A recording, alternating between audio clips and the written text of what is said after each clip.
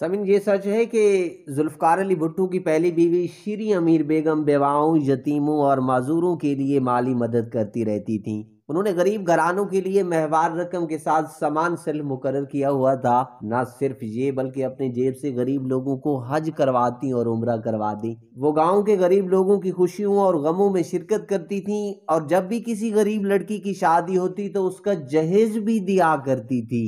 شیریں امیر بیگم سر شاہ نواز بھٹو کے بھائی خان بہادر احمد خان بھٹو کی چھوٹی بیٹی تھی، اور ان کی شادی ذوالفقار علی بھٹو سے کروائی گئی تھی، جو بھٹو سے 10 سال بڑی تھی۔ جس وقت بھٹو کی شادی ہوئی تھی اس وقت بھٹو کی عمر 16 سال تھی۔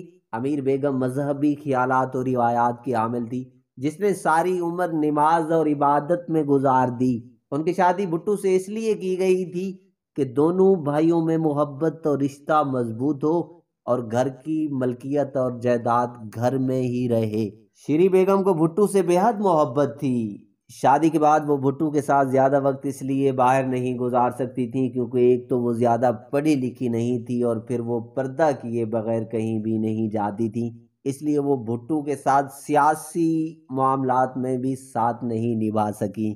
پاکستان میں ان کے بارے میں لوگ بہت کم ہی جانتے تھے، مگر یہ بات اس وقت زیادہ ظاہر ہو گئی جب بھٹو کو پھانسی دینے کے بعد انہیں گڑی خدا بخش تدفین کے لیے لایا گیا، اور جب شیریں امیر بیگم کو بتایا گیا کہ بھٹو کی نعش کو لایا گیا ہے تو وہ گھر سے ننگے سر اور ننگے پاؤں دوڑتی ہوئی پہلی مرتبہ باہر پہنچ گئی، کیونکہ وہ اپنا ہوش و حواس کھو بیٹھی تھی۔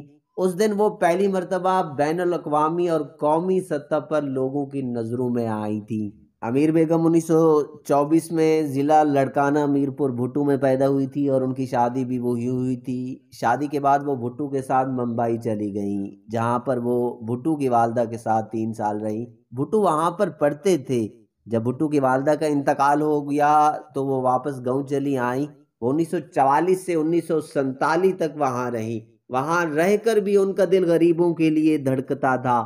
وہ کہتی تھی کہ دنیا میں سب سے زیادہ پیار اسے اپنے گاؤں والوں اور گاؤں سے تھا۔ جب انہیں معلوم ہوا کہ وہ ماں نہیں بن سکتی تو اس نے اپنے خاندان کی نسل کو بڑھانے کے لیے اپنے سسر شاہ نواز بھٹو سے خود کہا کہ وہ بھٹو کی دوسری شادی کروائیں تاکہ بھٹو خاندان کی نسل بڑھتی رہے۔ کہتے ہیں کہ امیر بیگم کے اصرار پر بھٹو نے دوسری شادی نصرت سے کی، جس نے انہیں 4 بچوں کا تحفہ دیا، جس میں بے نظیر بھٹو، میر مرتضیٰ بھٹو، شاہ نواز بھٹو جونیئر اور صنم بھٹو شامل ہیں۔ وہ نصرت کے بچوں کو اپنے بچے سمجھتی تھی، اور خاص طور پر بے نظیر سے اسے بہت پیار تھا۔ اس نے اپنی زندگی میں اپنی جائیداد بھٹو کے بچوں کے نام کر دی۔ اسے سیاست سے کوئی دلچسپی نہیں تھی۔